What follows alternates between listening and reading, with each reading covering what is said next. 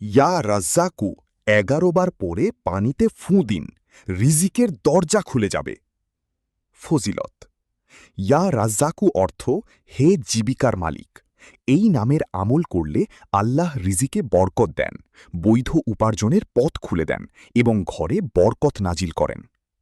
আমল যা পড়বেন: ইয়া রাজ্জাকু অর্থ হে জীবিকাদাতা। পড়ার নিয়ম: একটি গ্লাসে পরিষ্কার পানি নিন।